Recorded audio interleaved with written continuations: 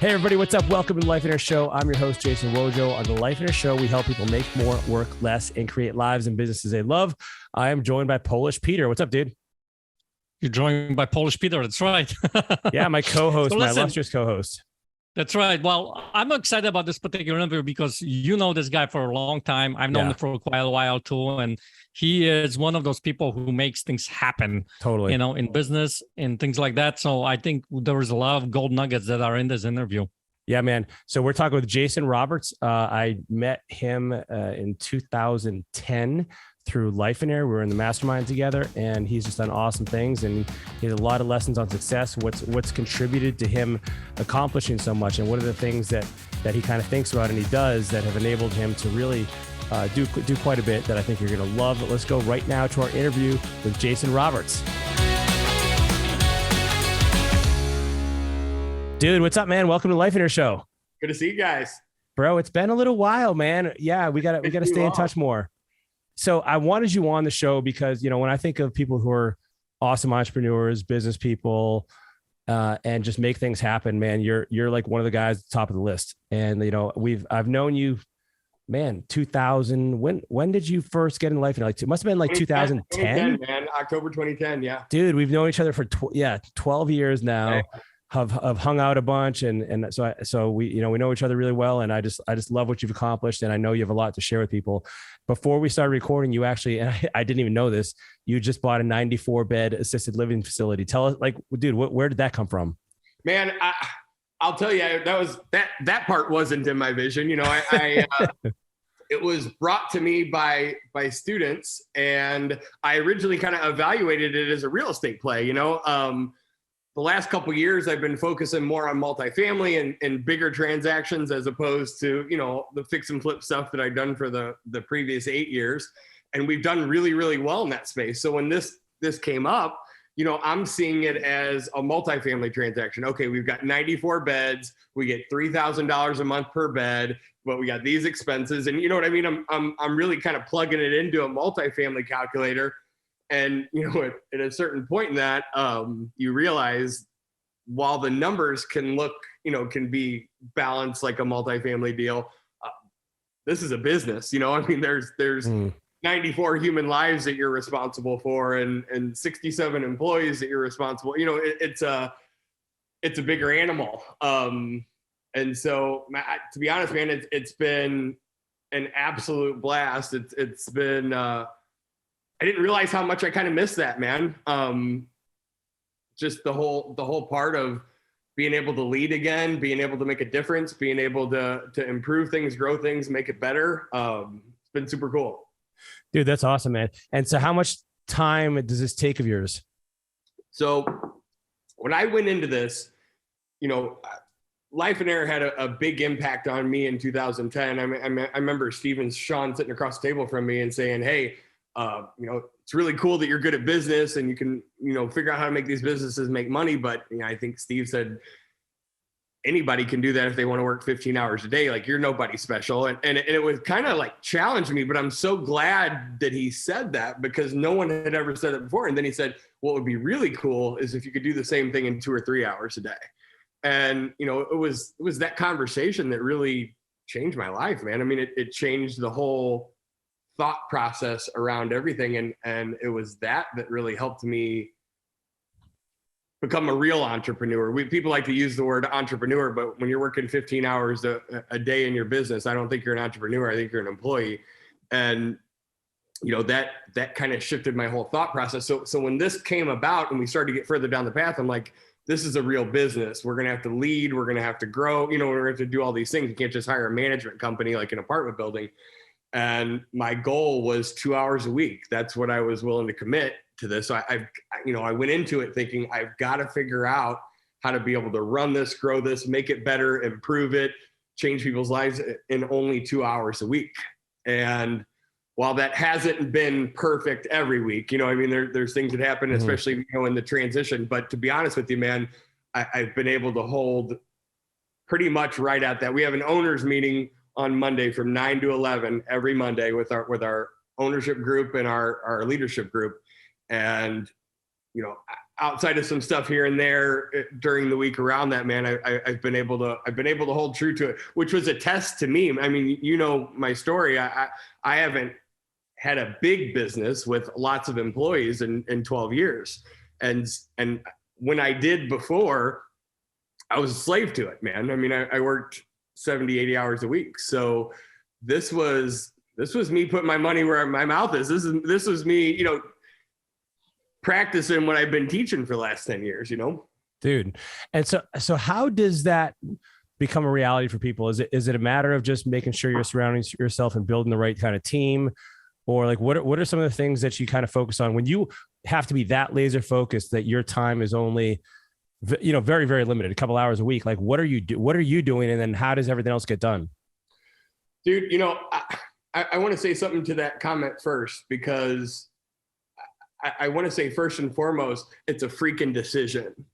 And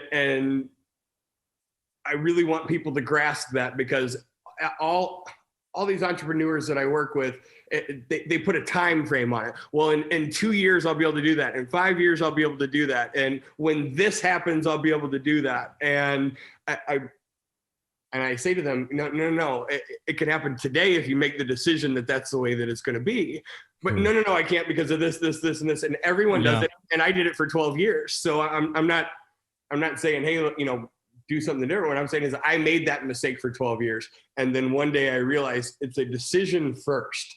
And when you make that decision, then you start making different decisions because of it, right? When you've got 12 hours a day to do something, you make different decisions than if you have 2 hours a week to do something.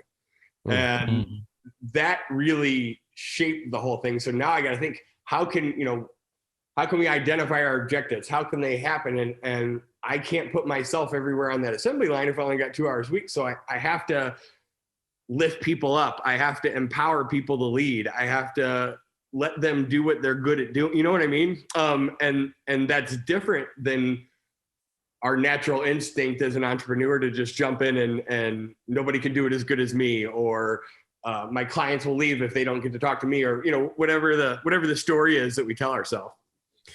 So how did you struggle? I mean, well, you've been doing this, you know, the mortgage business, I think, was your first big business, right? Yep. And so whereas some people I see really struggle with letting go and they want to do everything, like have you ever struggled with that? Or that's always been easy for you? Man, it's easier for me. I mean, you know, my partner, Rachel, she definitely is much more systems, processes. She's a controller, you know what I mean? It's harder for her to let things go. It's not super easy for me. I mean, I act like it was, but the reality was, you know, I was the first one at the office in the morning and the last one to leave every single day at the mortgage business. And I paid people great, and I had a lot of awesome people, but I never let them lead. Everything had to flow through me because I didn't know, you know, I mean, I didn't understand. And you know, one of the best things I've learned in business is, you know, become an expert at making other people experts. Become an expert at putting the right people in the right places and let them do what they're good at doing, you know, because nobody's good at everything. Dude, that's such a good point, because I think a lot of people have the skill mindset where they're trying to develop the skills themselves, or they're, you know, trying to work on everything themselves rather than, you know, letting other people do it and giving them the tools, the capabilities, the resources, you know, putting your trust and your skills into building them up. 100%. And so have you seen, so you got this facility now. What else have you got going on your plate now? We got a couple of different multifamily projects that I've really had fun with. It's been a new challenge. You know, that was one of the biggest mistakes that I made in the last, 12 years as a real estate investor is, you know, I did fix and flip. I did single family, done 400 plus houses. And through all that marketing and lead gen, and, you know, I came across multifamily deals all the time, and I was scared of them. And I guess, like, I really thought about, why was I scared of it? And I think I was scared because I didn't understand it. I think I was scared because I got wiped out in 2010, you know, and talking about $1 million or $2 million seemed so much scarier to me than a $150,000 house. And I guess I equated that with pain or loss or, you know what I mean? All of those, but they weren't real. It was just stories that I kind of made up in my head, in all honesty. And if I could turn back time, I think about how many of those transactions did I pass on just because I didn't know how to do them. You don't have to know how to do them. You need to know somebody that does know how to do them, and either partner with them or learn from them or whatever. But surround yourself with people that have expertise in that arena. The guys that brought us this assisted living deal, they own 30% of a 94-bed assisted living facility because they found it, because they helped take it down, because they brought value. They didn't have to throw any money in. You know what I mean? There's a lot of opportunity there, and I didn't see it before. So, dude, talk to me about that a little bit. Do you think what prevented you from getting into multifamily earlier? Was it the fact that you maybe weren't interested in learning about it because the numbers scared you first, or did you feel like this just wasn't the right asset class for you? Or like, cause I'm thinking about this because we just interviewed a guy, man, and he's been investing for 2 years and he already has a sizable multifamily portfolio. And I'm like, dude, what makes you different than the guy who is doing, 2 or 3 flips a year? Like, and he's like, I don't, and he reminds me a little bit of you. He just does it. He just like figures it out as he goes. Like, how do people make that jump? Like, if they're stuck, like, hey, cause dude, it's legitimate. Like, hey, yeah, $100,000, $200,000 feels a whole lot different than $1 million, $2 million. Like, how did you make that jump mentally? Man, your first part of the question, I just had fear around it, man. And I guess I think the fear came around, like, I know how to evaluate a single family house extremely well. I probably because I've done it 10,000 times, you know what I mean? But I was supremely confident in my ability to analyze a single family house. And I had zero knowledge around how to evaluate a multifamily. So I think that was the preliminary barrier, was I just had no idea how to even know if it was safe or not safe. And then number 2, I don't think I realized the upside potential and the difference. I did my first multifamily flip a couple years ago, and we netted a little over $1 million in cash, real cash, not equity, not bullshit. You know what I mean? Yeah. Real dollars in the checking account. And I'm not saying that to say, hey, look at me. I'm saying it like, what a dummy that you know what I mean? Like, how many $30,000 flips do you got to do to equal $1 million? And the second part of your question, that was a deal that was brought by a student. He was a commercial real estate guy. He actually was a coach for REI Blueprint, but he didn't have all the money. And so, we brought some money to the table. Matt and Tina brought some money to the table. And so people that were experts in their lane, we all kind of came together. And so I really borrowed the confidence. I borrowed my trust in them, right? Like, I know that I don't know how to evaluate a multifamily deal, but Matt and Tina do, and Matt and Dee did. I was bringing, half of the money to the table, and, I ended up with 33% of that $1 million. And I don't want to say I didn't do anything, but I didn't find the deal. I didn't have to put it under contract. I didn't have to rehab it. I didn't have to, do any of those things. Man, why haven't I been doing that for the last 10 years? You know what I mean? Dude. Well, one of the biggest things that I'm hearing from you talking about is like in the analogy of a pie, because I think a lot of entrepreneurs who are struggling with this, they feel like they have to have the whole pie. Agreed. Right? And you're just talking about a single slice, just looking at that kind of a perspective, and this is my slice, and how we get the other people to get the other slices. 100%. And that's hopefully what we can encourage listeners with is, don't put that filter on, I mean, if you're coming across those types of transactions, align yourself with someone who does understand it, and they'll finding deals is the hardest part of any business. Lead gen and bringing deals to the table, to me, is one of the most valuable pieces in any business, right? Even our assisted living, like, the reason why it stays in business is because we get patient referrals. If we didn't have that, our attrition would eventually bleed off and we would be out of business. And same goes here. So there's a lot of value around that. And if you can just find the deal and bring it, I'm not saying you should do this, but I'm saying, if you're scared like I was and don't understand it, find the deal and bring it to somebody who does understand it, and get yourself a nice piece of it. Do that 2 or 3 times until you feel safe, and then take one down on your own, as opposed to burning 10 years saying I'm scared of it like I did.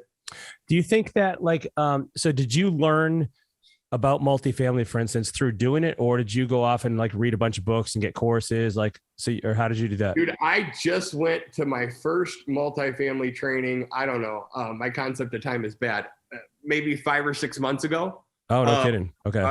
Our first 2 or 3 multifamily deals we did, I had zero education, knew absolutely nothing about it. I got a calculator from a friend who does multifamily, that an evaluation type calculator we can put the numbers in. I understand math, I understand that. So once I understood where to put everything, I could at least get a baseline evaluation. And then I used my resources of people who were smart in that area and said, hey, double check this for me, make sure I'm not crazy. Or, or we partnered on it together. Dude, it's interesting to hear you say that, because I think a lot of people, especially the ones that are kind of like thinkers or overanalyzers, they'll go out and get a dozen books from Amazon, and they'll get a bunch of courses. And then, 2 years later, they still haven't pulled the trigger. They haven't done a thing. Yep. Yeah, that's huge. So tell me about so you got the multifamily, you got assisted living. What are the criteria that you use to figure out? Because number one, I'm hearing it doesn't really matter if you know about it, because you're just looking at if you know people in that industry and how to partner with them. But what are the criteria you use? So somebody came to you with a storage facility, or somebody came to you with cell phone towers. How do you determine whether or not this should be something you dip your toe in, or if you pass? So this may not be for everybody, but it's for me. For people that don't know my story, I opened that mortgage company up when I was young. I built it into a pretty big company by just sheer hard work and hours, not because I knew what I was doing. And then 2007 hit and, brought me to my knees. I lost everything that I had built up and worked for over that, 2.5 year period of time from 2007 to 2010 when that market crashed. And so after that, I kind of adopted an investing rule. And that rule for me is, if worst case scenario happens and I can still break even or make a little bit of money, I'll pursue that deal further. If worst case scenario happens and I can't break even or I'm going to lose money, then I don't do that deal. And, we've done, I don't know, close to 400 hard money loans in the last 10 years for ourselves and other investors. I haven't lost money on a single one. Someone else could have probably done 1,200 hard money loans with the amount of leads that I only did 400 with, but I never lost on a single one. And I think it was because I was so afraid to lose, because I had lost everything, so I couldn't do those deals. And that was how when this assisted living thing came to the table, it was scary. It was $4 million purchase, and it had the potential. The payroll and overhead expenses alone are $300,000 a month. So, doesn't take too many months of zero. You lose 300 grand a month for a couple of months, and I don't care how much money you got. I played that game one time before. So I had to look at this and say, what is worst case scenario? And if worst case scenario happened, could I at least break even and get out of it? Well, worst case scenario in that world, since we're pretty much government pay, we got 94 beds, probably 92 of them are government pay, not private pay. So worst case scenario to me would be the government shuts down. I don't know, it's happened before. What happens if they shut down for 6 months? What happens, we're however many $1 trillion the wrong way. There's a lot of unrest and uncertainty around our government right now. What happens if we go 4 months without income? The expenses don't go away, but the income could. And what would happen if we had to liquidate? In this particular scenario, it's 10 houses, it's community-based residential facility, so it's 10 houses, 94 total beds, and the value of the real estate by itself was right at right at $4 million, a little over $4 million. And that was the purchase price for the whole thing. So when I look at worst case scenario is, to me, we no longer collect rents. I got to get everybody out and I got to fire sale those houses. So, in that case, I could fire sale them for 3.8 or 3.9, whatever, and pretty much be out of that whole big transaction, worst case scenario, and not lose anything or lose very, very little. And the upside was enormous. I mean, it's valued at between $100,000 and $120,000 a bed. So around $9 to $10 million is the value of it. We bought it for $4 million. So the upside, the real upside from the day we purchased it is enormous, and the downside risk is almost nothing. And so that was enough for me to say, let's figure this out, Yeah.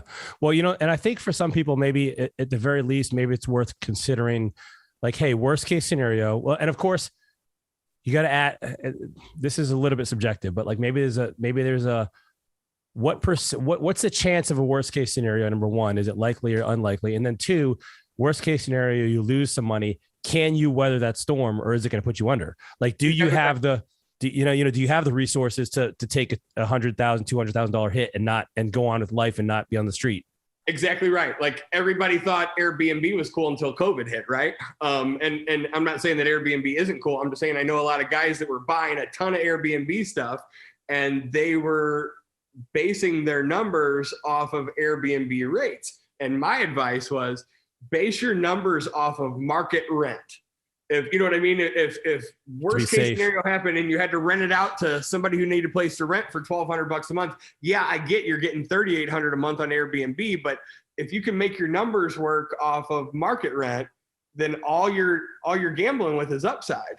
And a lot of people got hurt really, really bad when COVID hit, and to your point, they couldn't weather that storm because they didn't set those things aside. They were basing their deals on best case scenario. So I agree with you, Woj. I think there's probably a little something that you could add to that formula and still be safe.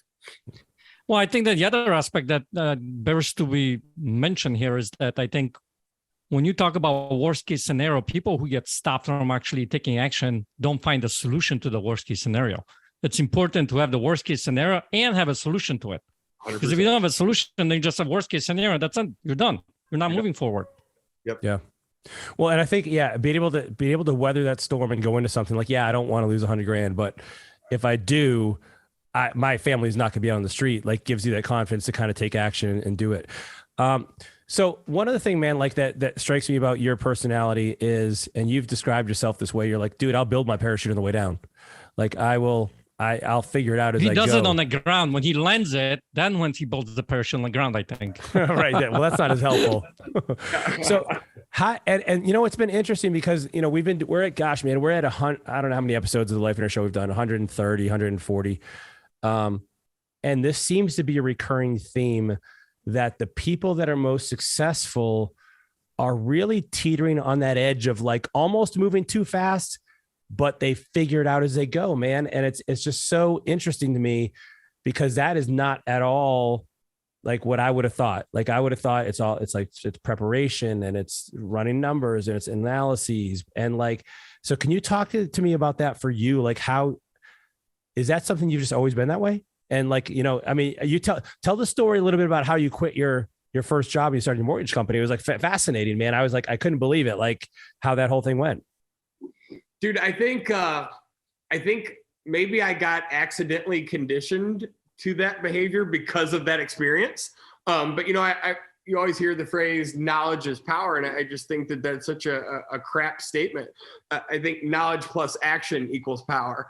I'll tell you a real quick story. I was doing an event in Kansas City, and we had a couple hundred people there, and we had a decent amount of people sign up for coaching. And one of the guys that signed up for coaching was a Chinese guy that barely spoke English. It was hard to interview him because his English was that broken. And he just kept saying, Jason, I'm going to do what you tell me to do. I'm going to do what you tell me to do. I'm going to do it. Whatever you tell me to do, I'm going to do. We had doctors sign up for coaching. We had, very highly educated, super smart people with business experience, all this kind of thing. And then we had this guy that could barely speak English. And within like 2 or 3 days, that guy had a property under contract, and no one else had anything under contract for probably a couple months. He had something under contract in a couple of days. And so I said, how in the heck did you do that? And, you know, everyone else is still reading books and studying all this stuff. And he's like, I just did what you said to do. I ran out and started talking to people. I knocked on doors. I found people that were interested in selling a home. And once they said yes, well, then I figured out step 2 when it came time to do step 2. And I think that's a really good parallel to how I've had success, at least in business. And that, you know, when Tony always says, when you're in a situation where you're either going to die or succeed, you tend to succeed. And I think we as human beings, when we put ourselves on the line, that's when we show up. And, you know, I may be a little more uncertainty driven than most, but I've turned that fear kind of into an excitement. And I like to put myself in that situation. Know that assisted living deal, it blew up probably 10 times. And when I didn't know about this kind of stuff is you have to front load that type of deal with all kinds of money. So we were 70, 80, I don't know, almost $100,000 deep in attorney's fees, CPA fees, appraisal fees, all this kind of stuff prior to even knowing if we were going to close or not. That's kind of freaking scary, man. I mean, when I do regular houses, I don't put anything. I don't even put earnest money down, you know? We put money into them after we own them. And this was all like, you're going to front load this and you might get it and you might not. But I was determined from the very beginning, even when other people in our ownership group were throwing their cards in and giving up, it was just not an option. You know, I really tried to program myself over the years of there has to be a way, there has to be an option, there has to be a way around, there has to be an answer to this. And so it just never entered my mind. Even, I mean, we got declined from a couple different banks. We got declined from SBA like 6 or 7 days before closing because one of the partners had something stupid on their credit report that wasn't even a big deal, but SBA has a rule against it and there's no exceptions for it. And so, I mean, you know, literally at the 11th hour, we're having to pivot and put 30% down instead of 10% and just all this, you know, every problem that could possibly happen. But I don't have a medical background. I don't know anything about assisted living, you know, but I know people that do. And I spent my time, who do I know that's an expert in this field that I can pay, that can consult me, that can whatever. And man, I found a couple of the smartest bankers that I know that could run through the tax returns and the finances and stuff. I'm decent at looking at it, but they're experts. You know, this guy's a CEO of the second largest bank in Missouri. Tell me what I'm missing, man. You're smarter than me with this. Tell me what I'm not seeing. Where am I going to get burned on this? Where am I going to lose? Somebody that I know here in Missouri is the largest Medicare, Medicaid biller for assisted living in the state. A friend of a friend got me on the phone with them. What am I missing here? Does this deal make sense? It seems too good to be true. You know what I mean? Like I didn't have to be an expert on assisted living. I just had to find people that were. You know what I mean? Does that make sense? It totally does, man. And now with that, how are you discerning like who the right person is to talk to? Like, is it just like totally relationship? Like, how do you know you're getting good advice if you're not an expert yourself? That's a good question. I think that for me, I look at who's the best in the field. You know, I look at the guy who has 4,000 government pay residents. This is a 94, but I'm trying to buy, this guy's got 4,000 residents. You know, he's the largest Medicare, Medicaid biller in the entire state. I don't know that he can give me bad advice, man. You know, I mean, but to your point, I still talked to a couple other people in that world. They weren't as big as him, but they were pretty big. And so, you know, I talked to 2 or 3 different bankers that I trusted to look through the tax returns. I talked to, my buddy John, who's been a business mentor of mine for 20 years, and not in this world, but in business period. I just reached out to everybody that I knew. I called Ron Phillips. He's a super smart guy. Everybody that I know that like is brilliant in an area. Yeah. And I just kept slamming it against every one of them. What am I missing? What am I not seeing? Where am I going to get burnt? How am I going to lose? You know what I mean? And when you've got a decent network, or you have access to a decent network, when you have that conversation 8, 9, 10, 11 times with people that you look up to and trust, man, it gives you a level of confidence that would take you years to get through your own education. I'd have to go to 100 assisted living seminars to have the confidence level that I had just from those conversations. Dude. Yeah. And I imagine, talking to all these different people, you're starting to see similarities and overlap, and, right. and it gives you confidence in what you're getting is right. So how about, dude, so what I'm really hearing is like, you are a master of plugging the right people in, leveraging your network, getting experts like to help you with this. How does somebody who's like not as connected as you, like, do you have any ideas for like how somebody can start to develop their network? Like, is this, and this is something that might be a trick. I mean, and I guess it's probably easier the more successful you are, because then you can add value to other people. And I mean, how do people like get that network to start to move along the direction that they need to go here if they're going to really utilize this strategy?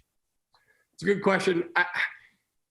I would say everyone is more connected than they think they are, just right off the bat. I didn't know I knew any of those people. I didn't know that I knew anyone in the assisted living space.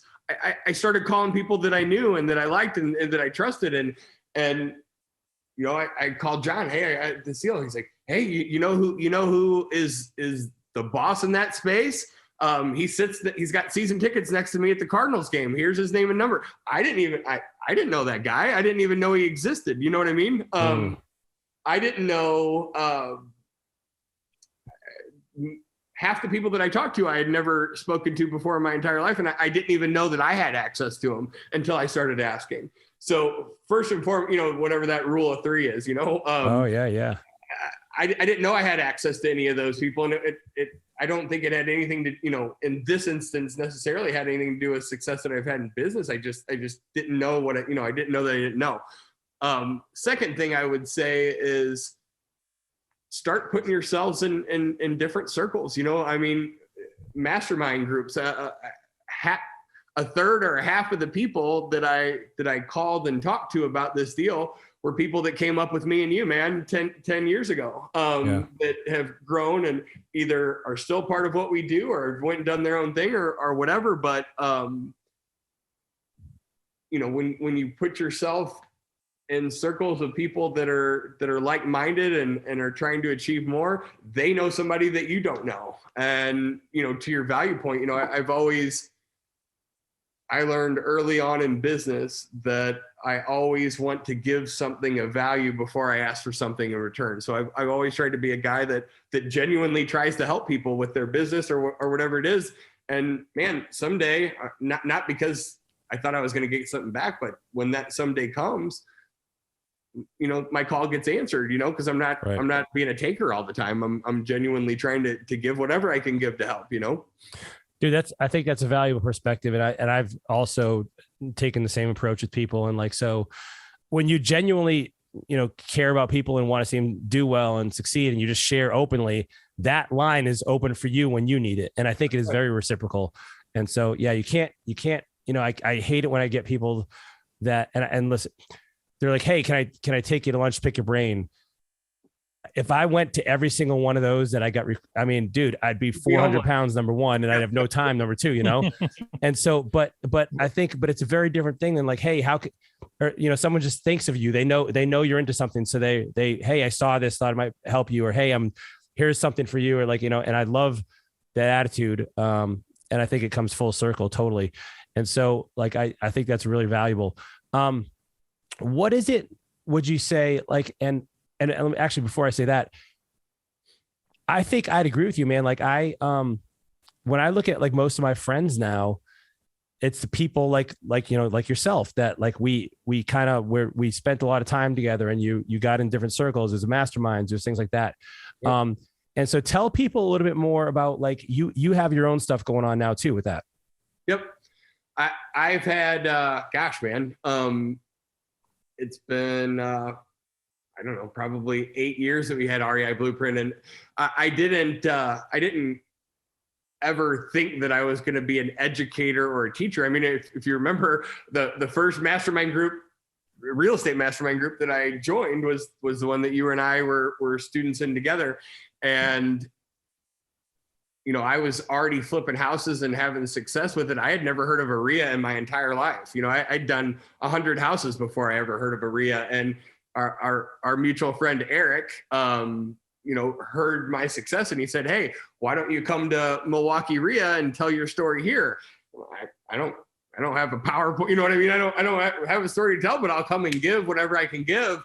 And man, I mean, I'll tell you, I know that it sounds cliche, but you know, I was never this crazy passionate about real estate guy. It was a means to an end for me. It was the way to make the most amount of money in the least amount of time so that I could live my vision and it was a vehicle. It was always a vehicle, you know? And I always said, you know, if I ever found anything that made more money in less time, I'd be teaching that, whatever it was, you know. And for the last 10 years I hadn't found anything different until, you know, we started down this assisted living, multifamily, avenue. And now I'm excited to share that, man, because I'll give you some perspective. I have some good friends, students, and coaches for us that are taking down their biggest deal ever right now. It's a $44 million apartment complex, which is scary, man. Yeah, that's next level.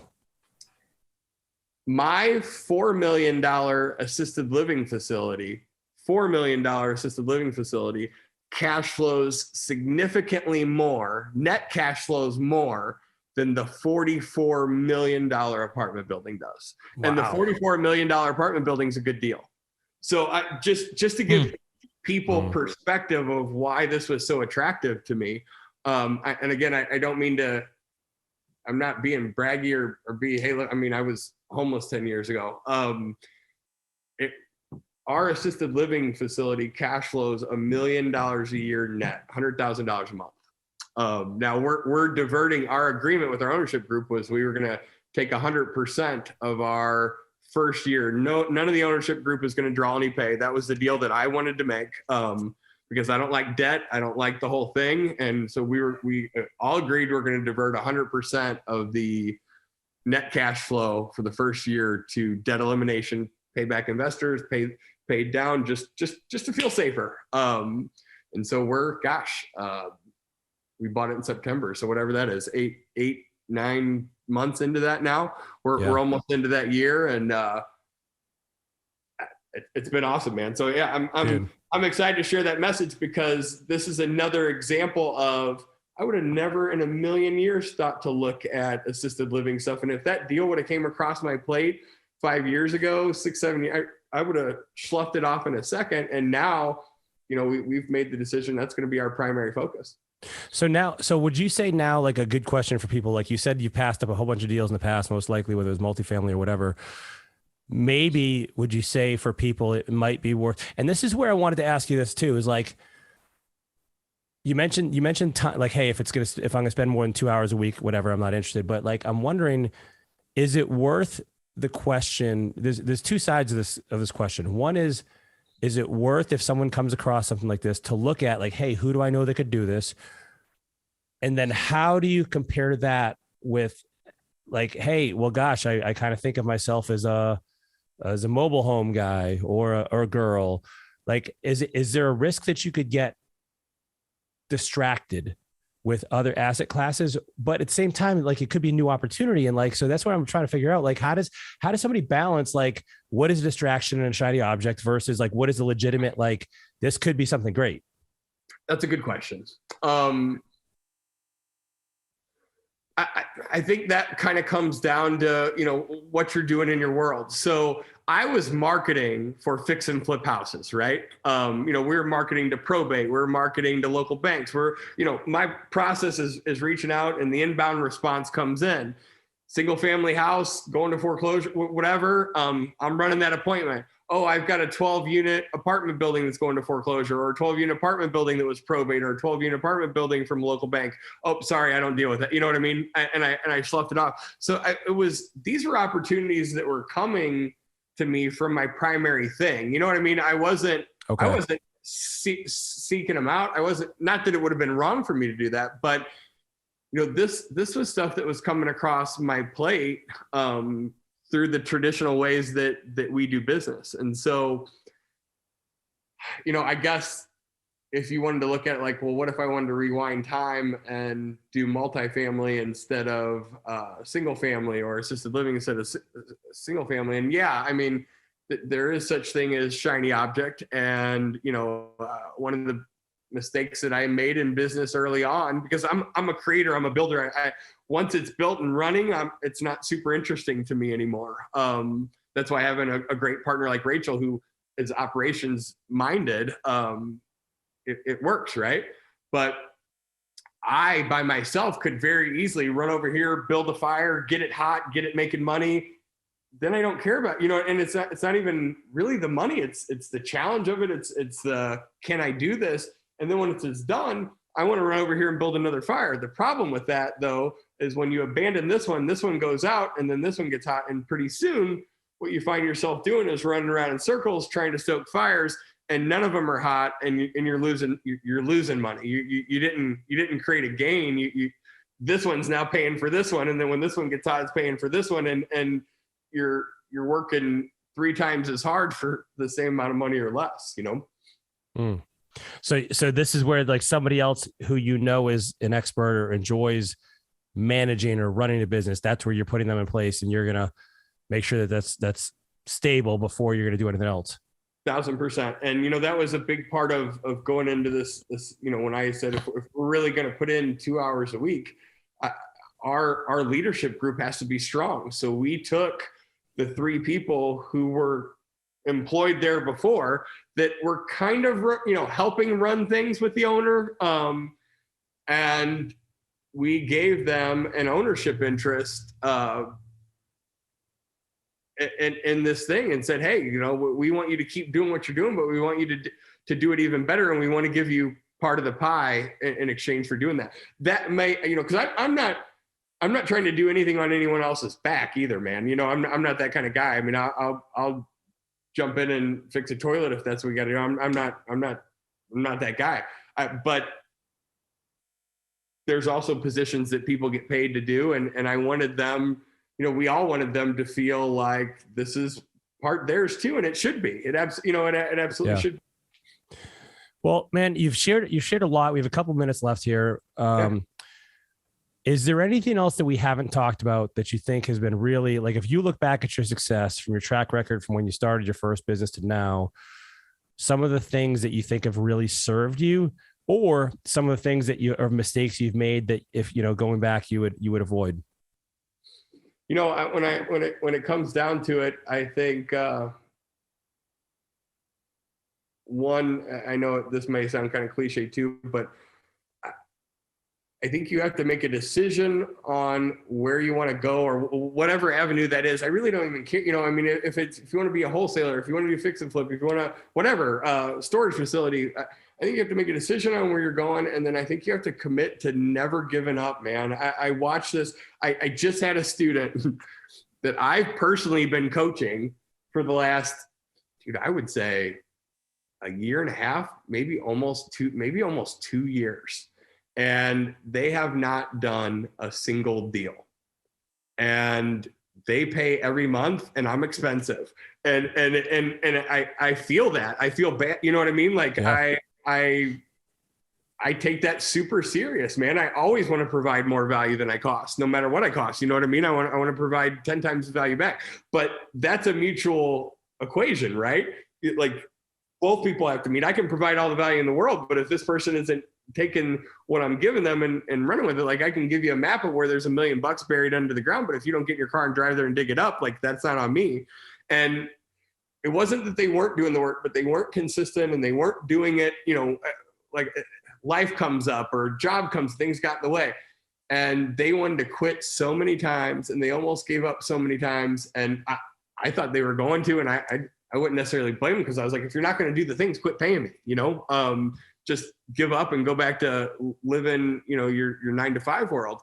And she closed 2 wholesale deals last week or the week before and made like $120,000, and then just text me that she had 2 more that were scheduled to close. It's like another 70, almost $200,000 in net on some wholesale stuff in the matter of basically a 30-day period of time. Because a couple of months ago, she started getting consistent and following the plan. I mean, that was probably 3 years worth of salary in a 30-day period of time. And it looks like magic from the outside looking in, right? Like I've been trying this whole time. And also, but it wasn't. It was that she stayed consistent. She put action in. She quit worrying about all this other stuff and just went to work, you know? That's awesome, dude. That's super cool. Yeah, it's not consistent, right? It's like that, you know, that you see that diagram or the drawing of the miner that's like an inch from gold and he dug this 30, you know what I mean? Like you never know. Right. Dude, this is awesome, man. Hey, how do people find out more about what you're doing and if they want to get in touch with you? Man, I guess easiest way, find me on Facebook or go to www.reiblueprint.com or go to Facebook, our REI Blueprint page. Happy to help in whatever way we can, man. Awesome, brother. I'm getting ready to get out speaking again. And for the first time in 10 years, I'm going to be teaching something different than residential real estate. So I'm super excited about that. Man. That's awesome. All right, brother. Looking forward to it, man. Thanks for being on the show, brother. Dude, thanks for having me. Appreciate you guys. Jason's awesome, man. I love him. Yeah, we're good friends. And I've always kind of, you know, admired his success because he's just a guy that makes things happen, man. And as he was very clear with, like, sometimes he doesn't even know what he's doing, but he still makes it happen. Like, it's amazing. Yeah. And I love, you know, one of the nuggets I took out of this is like the importance of your network, dude, like being around the right people that you can ask questions to. Like, you know, we talk about this, you know, in Lifeonaire as well. Like, you know, you don't ask someone for relationship advice if they've been divorced 4 times. And Jason has enabled, he's found himself in these just awesome circles of people. And maybe it's not even them, but it's people they know that can advise him. And instead of getting stuck in the weeds and trying to research and read and do all this work, like he just goes right for it. Right. And here's the thing that's important about that is that you got to step out and go out there and talk to people. You know, and that's why masterminds, I think, work so well. That's because in that circles, in those masterminds, you get to know people, you get to learn about them, and you start asking questions, you start talking to them, here's what I'm doing. Not from the perspective of, look how great I am, but from the perspective of, here's what I'm doing. Do you know anybody that can help me? And I love to help you, add value to you. And how can I add value to you? And when you start out there talking with people and being with them, that's how you're going to start building some of the network that helps a lot. I talk a lot about in my coaching with our students, like, think about it this way. We are all connected. Every single human being on this earth is connected in some shape or form. When you start looking from that perspective, then you start asking different questions. And I think that's what's helping him tremendously to be able to build these teams and go out there and talk to people and ask questions and make things happen. Man, I think, you know, the give first kind of stuff is huge. Huge. You know, and also developing yourself. You know, we just talked about this on a different podcast, but like making sure that you got to be the kind of person that these people are going to want to connect with as well. Right. Like you got to realize that, you know, you can't just be a taker, you got to be a giver too. And what I love about his approach is like, he really is very deliberate about that. And he recognizes his own limitations and weaknesses. He recognizes what he's good at, and he utilizes people like to really get things done, which is really, really cool. You know, like Who, Not How, you know, the book, right? Like talks about this as well. Yeah. And it's a universal thing. The other thing I really enjoyed about this was like, he has his eyes open, I feel like, to, when an opportunity presents itself, he's looking at, okay, number one, like, here's my criteria to meet my vision. But number two, do I know somebody that might be able to do something with this? I'll give you an example, man. Like I used to get deal flow come in for when I was doing active real estate. And if I couldn't flip the house, like I could pass it off to a realtor, like, because maybe a realtor was their best option. Well, that's kind of the same thing. Like, I'm using people to still do something with the resources and opportunities we have. And so, like, having an open eye on that. Now, we talked about this. You got to be careful, man, that it's not a shiny object and you get distracted, but there's a possibility you're leaving some things out of your vision that you could be living. Yeah. And that's, I think, one of the reasons why vision is so important to have in front of you. Totally. So you can don't go down the squirrels and shiny objects, that you're actually doing something that's going to help you live that vision. Now, the other aspect that I've had big takeaway from him is this. It's okay not to know everything.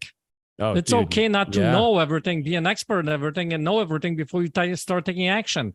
Right. And I think a lot of people who are not taking action, in the back of their mind, they're thinking about, I got to know this. I got to figure this out. I got to figure it out before I can do this. When I do this, then I can do this, right? Right. And that's okay not to know that, because that's when you start bringing the other people in your life that are experts in this. And that's how you're going to actually make stuff happen. Now, and one thing that I want to be clear on this is, like, let's say, and I don't want to advocate, like, let's say you run across a huge deal and you don't have the network and you don't have the people. I don't know if I'd recommend trying to figure it out as you go. If it's all by yourself, because you could get hurt. Well, yeah. Right. But so it's not an irresponsible, hey, yeah, let's do it. Like, but it's, Jason was leaning on experts to help with this. So if you don't have that, you got to develop it before you just jump. Right. You don't just, because you could get hurt. Like, people do get hurt in real estate. And so you just got to make sure you're responsible with that as well. Totally. And, that comes along with that, building that parachute on the way down, is using that analogy. I think this is really cool, is that he's building that analogy on the way down, but he's not building it himself. He's got a whole bunch of people helping them build that parachute. Yeah. And that analogy, and they're helping him build that parachute. And all of a sudden it works because of the fact that somebody's going to tell him, the expert, who do you know that can, knows about this? And all of a sudden that person tells him something that he didn't know about. Oh, you know what? Now I need to take care of this business, or whatever it might be. Yeah. It was just, it was super cool episode. Lots of nuggets in there. Hope you guys enjoyed it.